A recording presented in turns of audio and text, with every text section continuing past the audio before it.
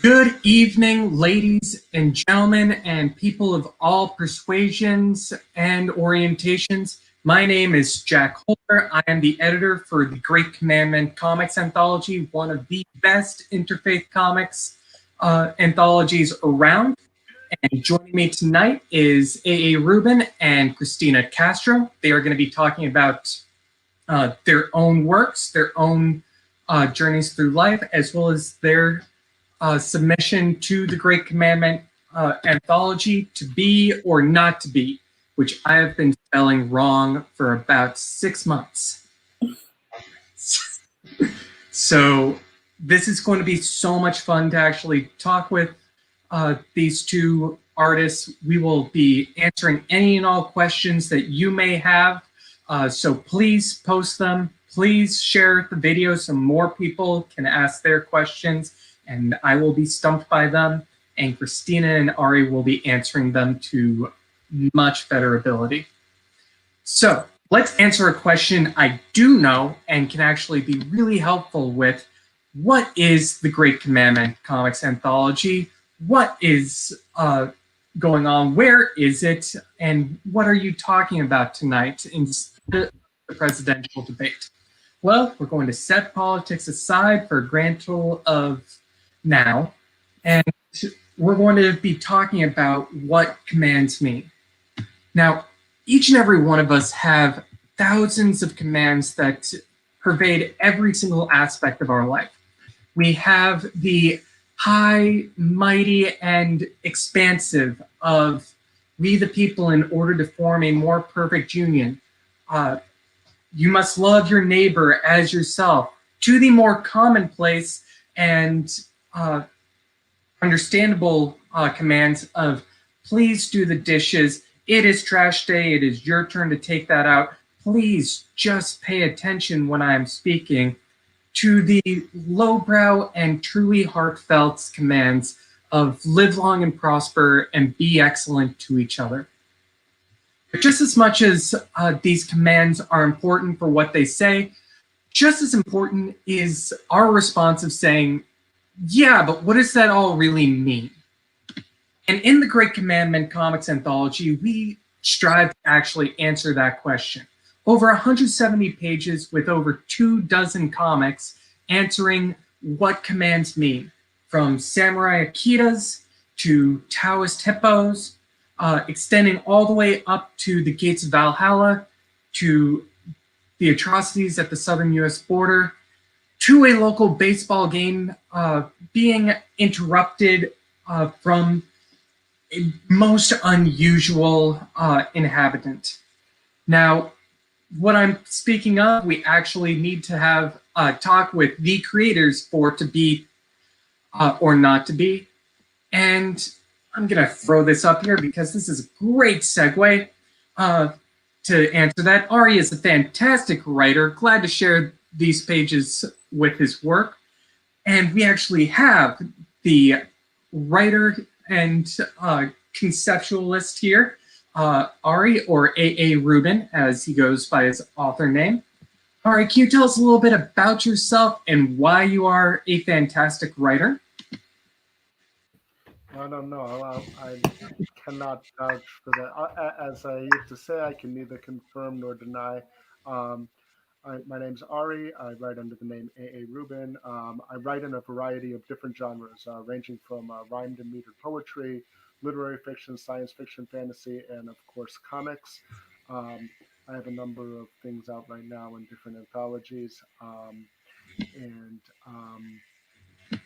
but in terms of this is going to be my second time in an anthology with Jack and with Arcane Industries, and I'm very excited to be in there. The last anthology was a great one, and I'm looking forward to this one. I'm also excited that I got to work with Christina, who I met last year at New York Comic Con, the last real New York Comic Con, um, and I guess we'll talk more about how we met later. But if you want to find more of my work, you can find it at me anywhere on social media as at the Surreal Ari, or on my website aarubin.wordpress.com. Excellent. Now we have our writer. I am a writer, so I get to say this with full self-deprecation. Let's get to the more important part of comics. Let's talk with the artist. Christina, can you tell us a little bit about your, and then let's get a chance to dive into this story. Hi, yeah, so my name is Christina Castro. I am currently a freelance illustrator and storyboard artist for animation. I have over 5+ years of freelance experience here and there, and I graduated from Pratt Institute 2 years ago, 2018, with a degree in 2D animation and a minor in creative writing. I've also contributed to 3 comics anthologies. This one will be my third. And on the side, I contribute to a bunch of zines, some of them fanzines and whatnot, and I'm currently moderating on 2 of them. So I'm just starting to get into comics professionally, but it's an art form that I've been sort of doing since I was a kid.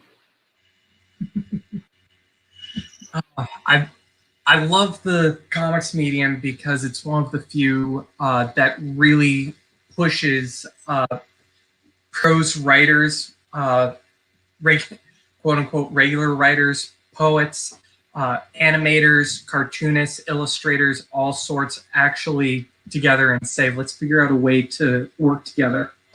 And in this story, To Be or Not to Be, what we have is a story that references Shakespeare, talks about personal responsibility, references bees, and really delves into personal moralities and the problems of enforcing them on a group.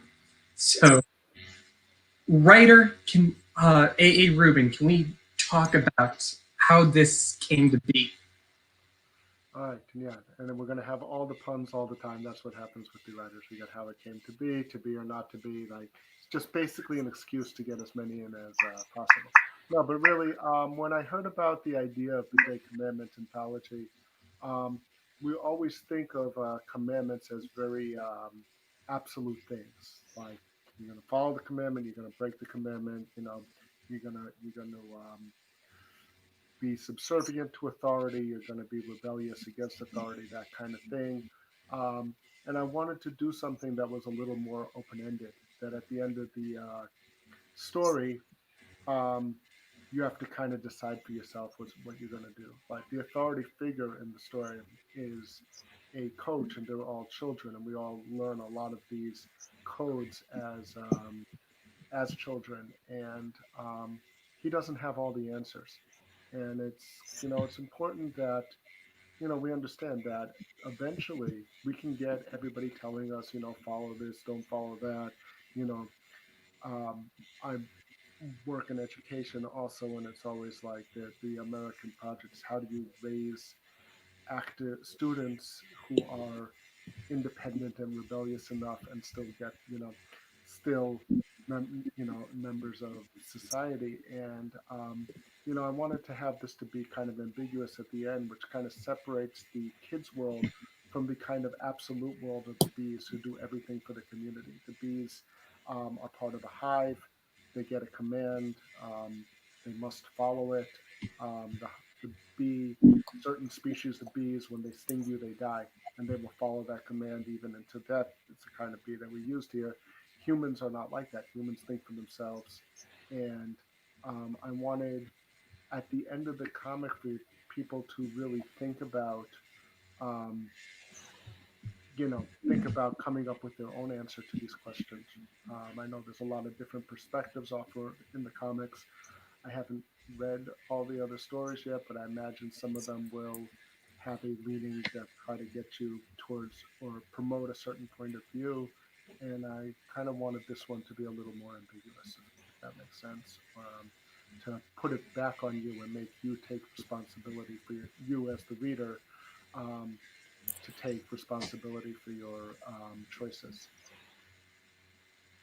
Absolutely. And with this anthology, you're absolutely right. There are several that are very opinionated. As you know, I wrote that one of those. and you also very much have a lot more open-ended. Christina, what was it like getting involved in this ambiguous, very philosophically bent anthology? Because we've never met. You were probably looking at this going, what? Okay, it's a writing gig, it's an art gig, let's get through this. Yeah, initially, so when I met Ari in Comic-Con last year, he approached me because he told me that he liked the look of my work, and then we discussed potentially working on a comic together, and then the comic turned out to be or not to be. Initially, when he pitched the story about it just being bees, I had no idea that there was a whole baseball team involved. So I was kind of like, okay, like, I mean, I guess I see where this is going. I genuinely enjoy portraying characters, though. I consider myself like first and foremost a character artist, because it's just truly what I enjoy doing. So part of the challenge, I suppose, was trying to convey the emotions and trying to like get this sort of idea that started out a bit abstract in the script, whereas like we follow both the kids and then we also follow like the perspective of the bee, and then trying to figure out how that could translate visually in a way that is easily understood by a reader. So like that was pretty cool to try to figure out. It was challenging, but I like to think that it ended up in a place where we were able to sort of execute it to the best that we could. So, in preparation for this, I was reviewing To Be or Not to Be to make sure that I had read through and analyzed everything. And the first thing that I was actually, excuse me, thinking about was Plato's Republic.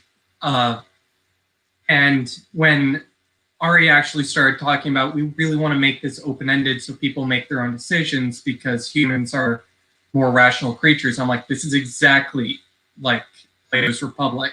For those of you who don't know, the Greek philosopher Plato said that human nature and almost understanding and enlightenment, you start all existence in a cave, shackled, looking at a wall, and behind you, people dance shadows of depictions of things, and eventually you are freed and brought out into the light. And it's scary, it's blinding, and very much in the moral for To Be or Not to Be, you have this coach who's trying to impart these moral truths, and you have almost this counter response from the kids of, okay, but why? Like, we're 21st century kids. We understand that you're supposed to challenge authority, so from what authority are we talking about? We're not bees, we're not just taking orders from a queen. I'm like, this is the problem and beauty of individualism.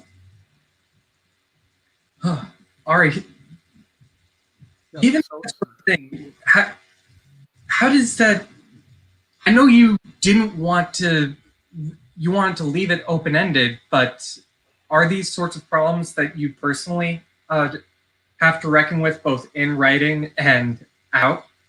well, I mean, yeah. So the thing is, that's part of the reason why Christina mentioned the baseball team, and I knew that when I came up with this, that I wanted it to be a team setting, a team sports setting.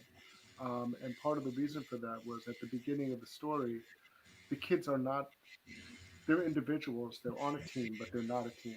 And the team has lost the game because they weren't working together towards a common purpose.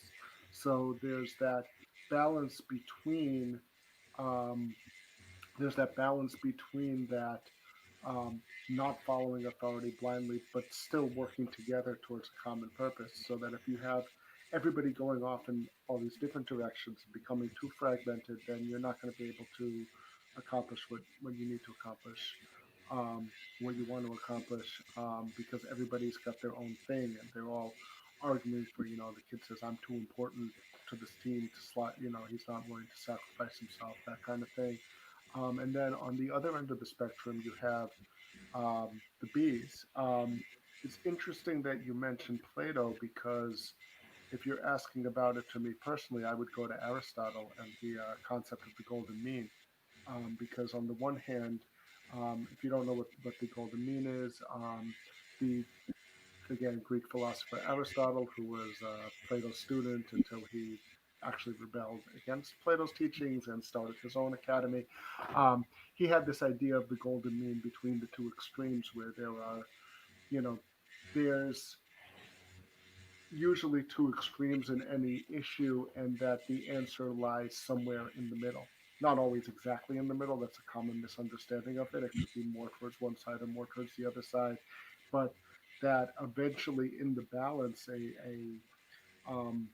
society that works properly or a moral system that he was trying to promote would be somewhere in between, um, especially in a you know when he was discussing his ideal city, which was in some ways similar to Plato's, but also in some ways different.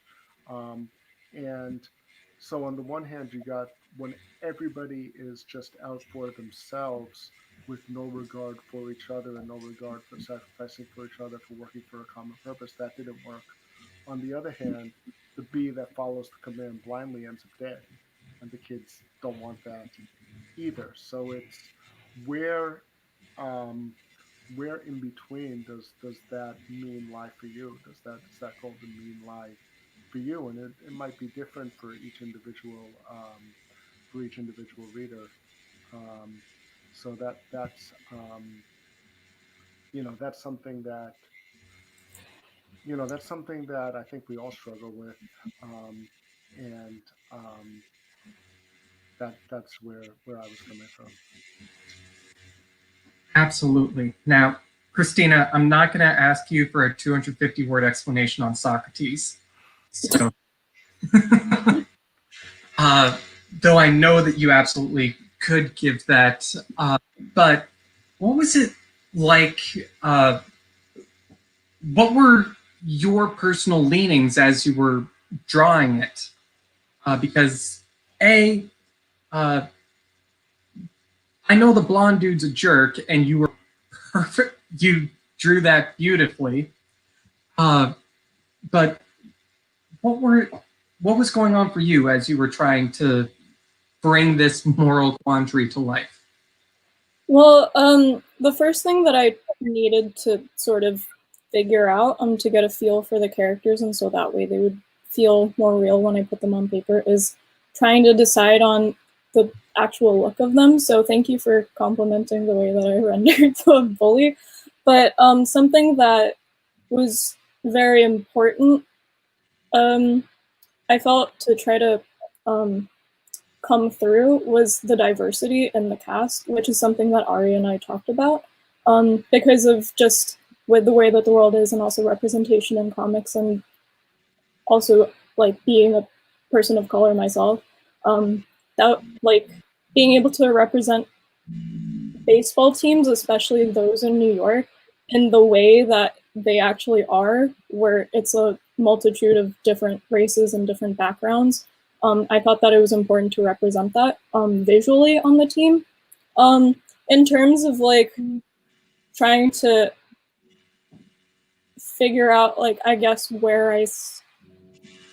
how exactly do you mean in terms of like where I stood when trying to develop this story? Like, I'm not sure if I understand the question. Well, most of the time, from the writer's perspective, we very much are like, we type out our words and our ideas and we hand them to an artist and go, please make this make visual sense and also be beautiful.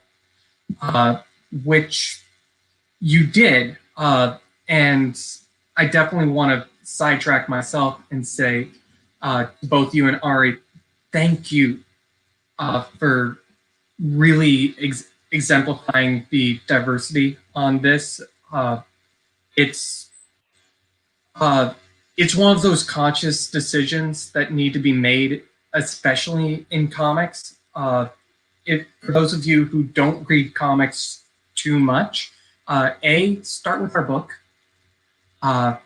but also this is a medium that still very much is pervaded by guys that look like me and Ari being the ones defining what diversity is. So for Christina to be like, this is what we're going to do, that makes it even better. The fact that you're doing that.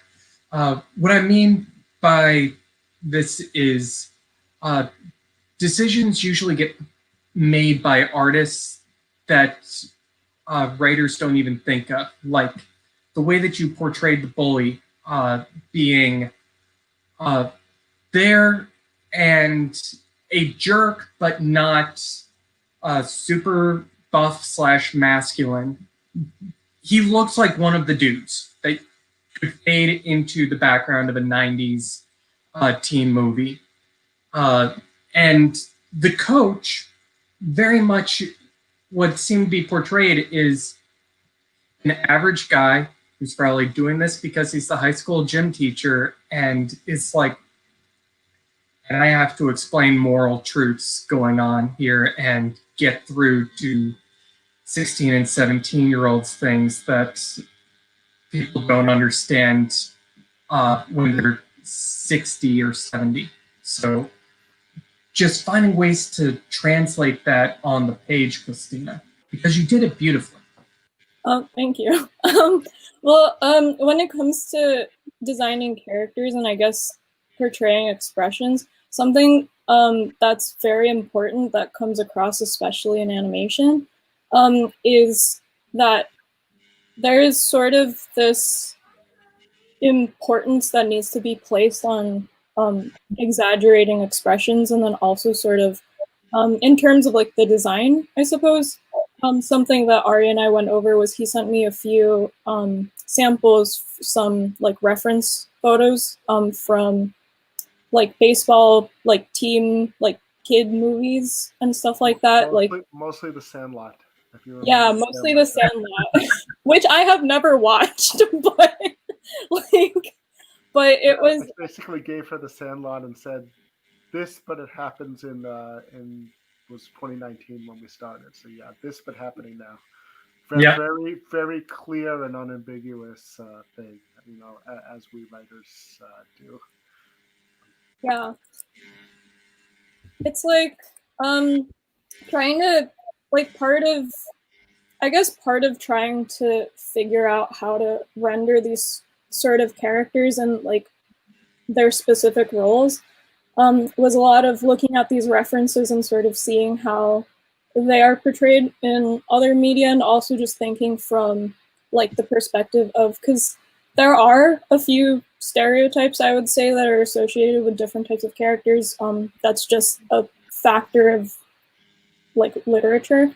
But then in a similar way, there are also specific types of characters that are portrayed in like there are certain ways to portray these characters visually and sort of like hammer these personality traits forward by doing so. So when it comes to the jerk, I sort of tried to go for the stereotypical kind of jerk, but I tried to hit the fine line between like he's like a dumb kid basically who's just being like kind of rude and kind of terrible because that's just who he is at that point in time. But at the same time, I thought that it was important to make it come through that first and foremost, this is a team. And then the moral of the story is that, well, this team needs to sort of learn how to become a team and work together and sort of figure that out. And then in doing so, I didn't want to make him like too nasty, if that makes sense, because it's like then that would make that would turn the audience off a bit more into like sort of trying to see him as like just trying to like see the team as a whole, and then instead of trying to like have the reader side with like, oh yeah, like this kid, the other kid is like who he's bragging on is a wimp, or like, oh, like this guy is a really terrible like guy. Like it's more of just trying to make the reader a bit more sympathetic to the team as a whole in terms of design. I don't know if I articulated that well, but that's kind of like You did. where it's going. But yeah. I think also the way that you did the kid who's kind of the peacemaker, the one who actually finds the bees. I think he was a really important character in it, and I think that the way that you did him was really good. The way he was, he's kind of more of a laid back guy, and he's just like giving these offhand remarks, and a lot of it comes through in the body posture of the way that Christina drew him, um, and so I think that aspect as well. Thank you. Excellent. Now, this is the second anthology that has been a part of with me. And Christina, you mentioned that this was your third. This is also a most unusual year with the pandemic and everything going on. And I know, especially in the first few months, which was really the beginnings of this anthology, everything seemed to be kind of thrown out of whack. How was the creative process different or exacerbated during that time? I guess if I should start, but I would say that around the time that this sort of happened, it was just kind of strange because with everything going on and then trying to like sit down and then try to translate all of this stuff into like work, where at that point in time, it's like a lot of things can feel kind of arbitrary or like not quite meaningless, but just something that's sort of difficult to sit down and focus on with everything going on. It was like, I'm fortunate in that since as a freelancer, I've been working from home for the past year. So my life itself hasn't changed too much, but then considering how a lot of people close to me within my family work in the healthcare industry, and then some people close to me as well have contracted COVID. It's like, it's one of those things where it's just a little bit difficult, I guess, to try to figure out like how to prioritize like what should be done when there is sort of like a time sensitive deadline, but then at the same time there's a sort of personal obligation to like be there for family and friends, especially when everything is happening like this. So I would say that was part of the challenge, I suppose, just trying to figure out how to manage like the emotional, personal, like obligations in addition to like being able to maintain sense of professionalism and being able to deliver a quality comic within the allotted time frame. So yeah. For me, with the pandemic, the biggest issue that, I mean, thank God everyone here is safe. We got through the initial phase in New York, which was pretty scary. But after that, this is about the safest place you could be in the country right now. Not that there's still not risk, of course there's still risk. So so from at least from the health perspective, we were doing fine. from a creative perspective, um, the difficulty for me was having everybody else home. So I'm seeing all these young creators online saying, "Oh, if you can't get anything done during COVID, everyone's at home. You got all this time, no one's working." It's like, yeah, and I'm home, and everybody else is home too. And there's only so much computer time, and there's only so much bandwidth, and everyone is on the internet at the same time, and everyone's on the computer at the same time. So you end up doing it at even odder hours um, than you would normally end up working. Um, so um, actually ended up being fairly productive over these few months. I have the anthology with Jack and another anthology, comics anthology that I'm in. I had two stories recently come out, prose stories, and a few poems. So it actually ended up working out okay for me, creative wise. But in terms of just the scheduling of being able to find time to do things, um, there was a lot less time and you needed to be more productive in the time that you had, because when school was home, then you know that computer that's gone all day, and my wife is home on the computer all day for her job, and just beyond even just time on the machines and online, it's you know just the noise and the distraction of everybody being in the same place at once. So that was an adjustment that I mean, I'm sure I'm not unique in that. I'm sure a lot of people, a lot of creators had to do the same thing. And before we get off this topic, though, I want to commend Jack for getting the anthology done and getting everybody through this and getting the book out basically on time. You have no idea how many projects I was involved in that ended up being significantly delayed um, during the last few months.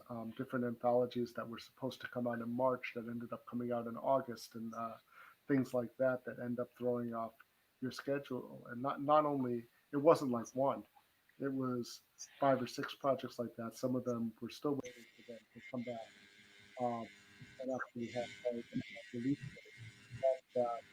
This one came through basically on time with so many people involved, like there is in an anthology. I'm involved in running an anthology, helping to run an anthology myself now, and getting herding all the cats to get everyone there on time. That's no small feat. So Jack did a great job with that, um, with this project.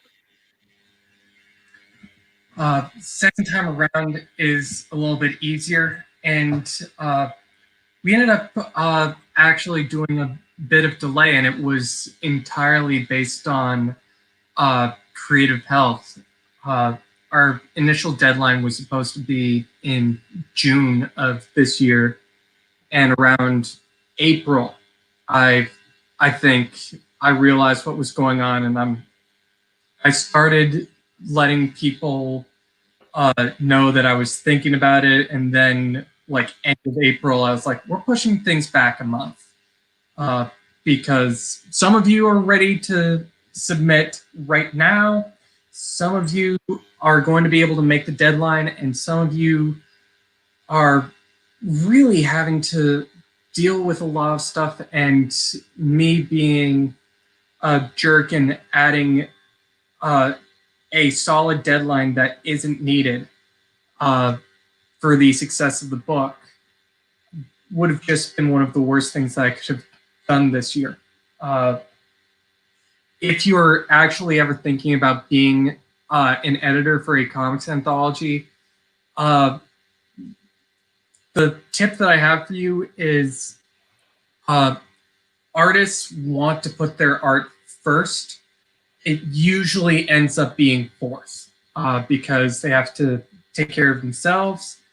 They generally have to take care of family, and they have to actually go out and make a damn living because so many of us cannot survive on art salary alone.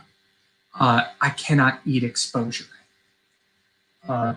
is one of the regular lines. So making sure that people can actually be able to breathe and have a sigh of relief instead of full steam ahead. And if you fall behind, you're left behind, don't do that. Just try and figure out the best way to work with your artists instead of demanding, because you can get perfection, I promise. It's just going to require a little bit of wonderful give and take. That's my tip. What tips do you have? Because Ari, we saw one of the kids come running through before we managed to go live. And Christina, you were talking about everything that's going on in your life, especially as a freelancer. You have to find ways to get your art out there. What are your tips for trying to figure out ways to combat this new normal? It's especially difficult, I would say, in terms of, like, I mean, it's always been kind of hard because in the arts, especially coming out of school and then trying to find a sustainable gig, especially in just the nature of how it is on the East Coast. I'm also from the East Coast, and the animation world, I guess, here is it's a lot smaller than the opportunities that are on the West Coast. So a lot of the work that I've been fortunate to be able to have gotten was actually through personal connections that I made when I went to conventions, when I went to go meet people. But then now, considering that with COVID, it's a lot more difficult to do that. There is an especially, it's like the need, I guess, for social media is sort of, it's not 100% essential to have like a successful art career, I would say, but it's something that does sort of benefit in the sense that it does teach you different things about putting yourself out there and then like getting into conversations about your work, and then also like hyping other people up, because part of the struggle is it feels very lonely a lot of the times because you're just sort of trying to make it and then trying to get your own voice heard, but then at the same time, it doesn't always have to be that way. Like, I always recommend like being able to draw certain things for yourself, and then also to sort of just, so you can sort of like figure out who you are as an artist, but also like it also can sometimes help gain a following. In the past, like, year or two, I've started posting more frequently online, especially like fan art and then certain things, because it's sort of a lucrative, it's a lucrative way to like explore your own artistic talents, and then to also find like-minded people who enjoy the same things. And then a lot of times it's easy to build an audience there. And then sometimes the work that you've created, even if you're not 100% sure of it, the fact that people are seeing it, engaging positively with it, sometimes it can lead to opportunities. And then in addition to that, like just sort of trying to find the little things to keep yourself motivated and keep yourself like entertained. Definitely participating in community projects is something that I would recommend, like highly recommend, whether it be for profit like this project or for charity, like some of the fanzines that I'm currently project managing on.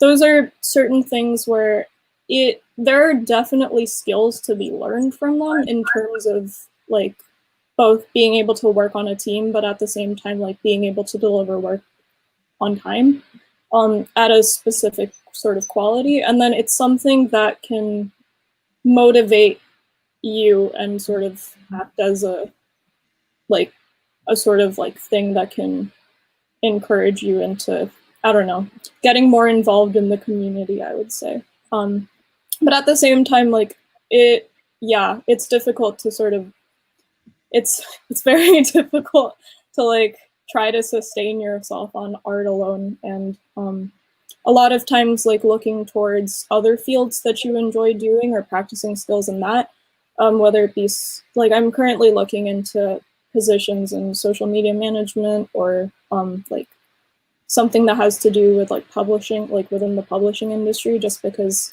those are certain things that I also enjoy doing. And then trying to find a sort of like where you can be useful in terms of the industry that doesn't go just first and foremost like within the arts, especially since the current industry that I'm in, it's very it's very difficult and very up and down. But at the same time, you wouldn't be doing it if you didn't enjoy doing it, if that makes sense. Yes, it does. This very much field of interfaith and philosophical comics is not exactly the cash cow, but we do it because it allows us to talk about some of the biggest ideas of the day, and to do so in a manner that draws people in instead of demanding obedience. Finding the golden mean from per Rubin. Yep. So you had asked about working with all the kids around and finding time to work in this new environment. And luckily for most writers, we're either early morning or late night people. I heard somebody say that the reason writers all work either after midnight best or they wake up at like 3, 4 in the morning to write is because there's something connected to the subconscious that you're close to sleep and you're close to your subconscious and lets you write that kind of thing. But the important thing is like to find time to actually do it. You know, there are nights where you gotta stay up and just bang it out. I always like to have 2 or 3 open projects at the same time. Usually I end up with more like 5 or 6. It helps with writer's block because you're blocking on one, you move to another. And it might not be the most efficient way to write, but at least you're moving towards something. I write in, as I mentioned before, in a whole bunch of different genres, which gives you different opportunities and different crossover things that you can do. But I think one of the things that I've learned most during this pandemic is to do things like this. Um, I really never did any live streaming, any video, any of that kind of thing. I've been on 3 in the last week.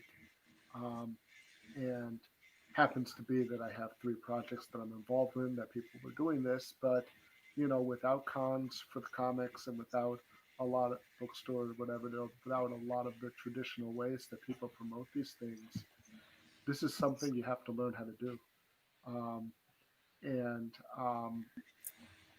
you know um, that's something that I've definitely learned during this time. Something that I'm trying to do more of and to get better at, um, because that's what you need to do now. And if you're not going to be reaching people. And even if you look, it's not just people like us coming up. A lot of the biggest names are doing things online as well, and putting themselves out there. There's more access than there's ever been before, to even the top people in your field. My local comic book store last week, they have a book club where they have a graphic novel every week. They had Joe Kelly on, who did I Kill Giants and who's worked on Deadpool and Spider Man and a bunch of things like that. And um, I asked him a question about his process, and he gave me something.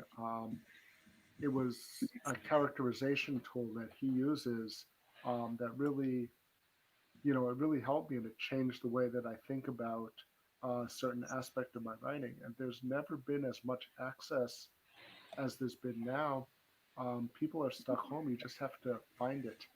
And you now have, yes, you don't have a lot of the traditional ways that we used to do things, but, and hopefully we will again. But one thing that I hope continues is you have access to a lot of things that we never had access to before. Um, and it's just a matter of finding them and taking advantage of those opportunities.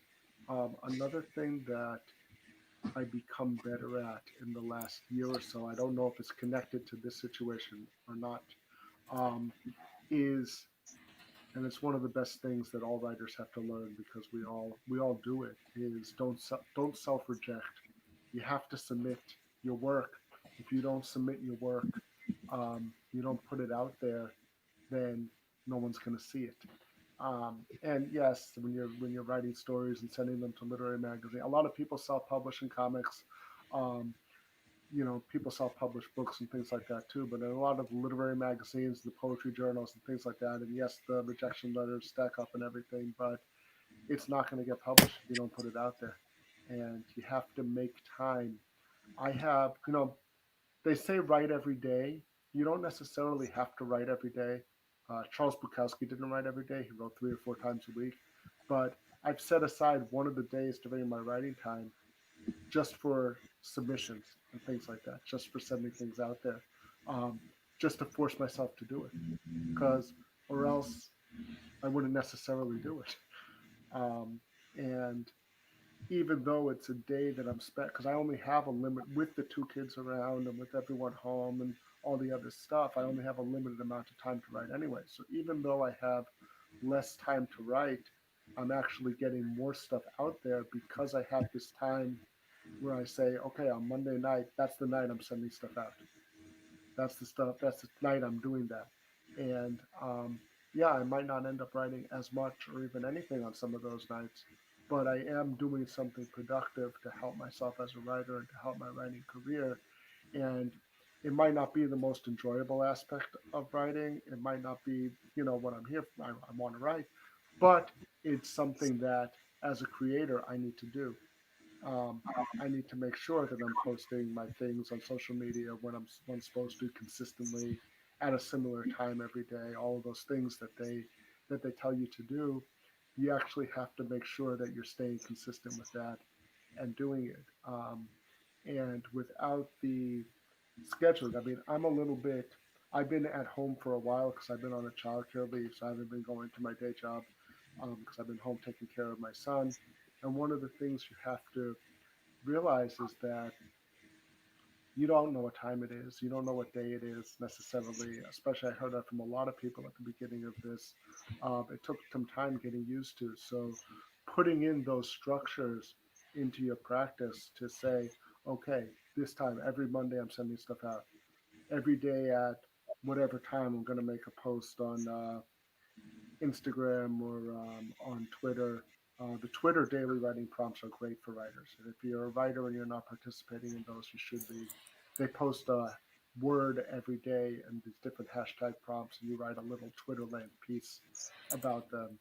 And just you connect with other writers. I found out about so many opportunities. I found out about Jack's first anthology, the Why Faith anthology, from a Twitter account called Find Anthologies.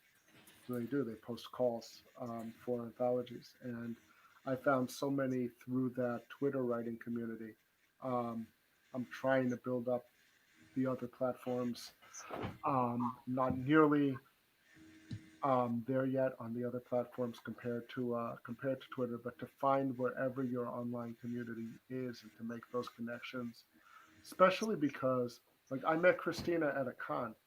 I met her at New York Comic Con at Buddy Scalera's Comic Book School Creator Connection, which is a great panel. I love that panel. Everybody brings a stack of business cards in their portfolio, and it's like he says, it's like speed dating for creators. You go around the room, artists on one side, writers on the other side, inkers, letters, colorists, whatever, and you just go around. You speak to everyone for 5 minutes. You show them their stuff. You exchange business cards. Hopefully, you follow up and send them an email, especially if you want to work together, but you should, even if it's just anyone, just to make the connections. And I've met about half the artists I've worked with in comics through things like that, through Creator Connection, through after the con at you go to the bar and they have similar like networking type events, like those walking around the con to walk around Artist Alley and like flip through people's stuff and take their business card. None of that's happening now. and it's not going to happen for a while. So you need to find other ways to network, other ways to get out there, other ways to meet people, and other communities that you can be a part of, um, that allow you to make those connections. Right. And one of those networks that we have is Kickstarter. So we have reached the portion of the interview that I like to call the QVC part, because The Great Commandment Comics Anthology is a book that is currently fundraising for its printing. Right now, we have raised $3,032 from 71 backers. And we do request that you totally check out our anthology, putting the link down below, which you can check out. And we also have a nice link to check out 6 of the comics as a free PDF on there. So we want you to check that out. You've gotten the chance to hear from Ari and from Christina. I know you want to get to be or not to be. You can get The Great Commandment in the Kickstarter.